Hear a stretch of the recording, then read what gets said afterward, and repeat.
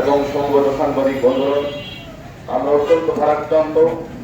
কারণ সাম্প্রতিক সময় মাত্র দিন আগে গাজীপুরে একটি নির্মম হত্যাকাণ্ডের ঘটনা ঘটেছে। আমাদের এক সহকর্মী আসাদুজ্জামান শহীদকে সন্ত্রাসীরা নির্মমভাবে কুপিয়ে হত্যা করেছে।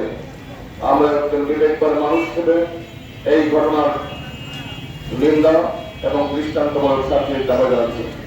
আজকের আন্তরিক সাংবাদিক বন্ধুরা রাজপথে মানববন্ধন কর্মসূচিতে সমবেত হয়েছে। এই কারণে আজকে বর্তমানে একটি অন্তর্বর্তী সরকার রাষ্ট্র ক্ষমতায় আসীন আছে।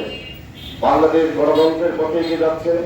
আমরা আশা করেছিলাম গণতন্ত্রকে বিকশিত করার জন্য আইনের শাসন, ন্যায় বিচার এবং মত প্রকাশের স্বাধীনতা নিশ্চিত হবে।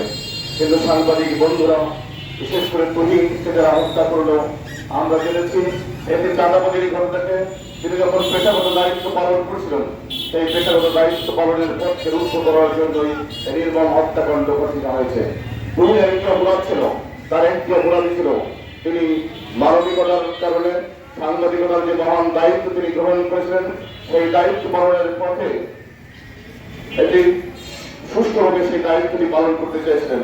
কারণ চাঁদাবাজির ঘটনা যদি রোধ করা যায়, তাহলে সাধারণ মানুষের যে অধিকার সেটি প্রতিষ্ঠিত হবে, এটাই ছিল তার অপরাধ। আমরা লক্ষ্য করেছি যে এই হত্যাকাণ্ড, এই স্বাধীন দেশের যে হত্যাকাণ্ড ঘটনা হলো, তারপরেও আমরা কিন্তু সেই ধরনের কাঙ্ক্ষিত যে বিচার প্রক্রিয়া সেটি আমরা লক্ষ্য করে নেওয়া। আমরা যদিও জেনেছি যে বর্তমান 5 জনকে আইন প্রয়োগকারী সংস্থা সদস্যরা তাদেরকে গ্রেপ্তার করেছে। আমাদের প্রত্যাশা থাকবে যে শুধু গ্রেপ্তারি নয়, তারা যেন আইনের কার্যকর দিয়ে মেনে দিতে না পারে এবং এই ঘটনার যদি একটি দৃষ্টান্তমূলক শাস্তি হয়, তাহলে নিশ্চয়ই আমরা যারা অন্যান্য দেশের জেলার বিভিন্ন পর্যায়ে সাংবাদিকতা করি, তাদের অধিকার পরিষ্কার হবে, তাদের নিরাপত্তা নিশ্চিত হবে। কারণ কিছুদিন আগে মামলাতে একটি শিশু ধর্ষণের ঘটনা ঘটেছিল। আমরা লক্ষ্য করলাম যে রাষ্ট্রযন্ত্র যদি চায়, তারা যদি প্রত্যাশা করে, তাহলে সে বিচারটি কিন্তু খুব স্বল্প সময়ের মধ্যে সংগঠিত হতে পারে। আমরা দাবি করছি যে খুব দ্রুত সময়ের মধ্যে এই সাংবাদিক তুহিন হত্যার বিচারের মধ্য দিয়ে বাংলাদেশে আইনের শাসন প্রতিষ্ঠার একটি দৃষ্টান্ত স্থাপিত আমরা সেই প্রত্যাশা করি।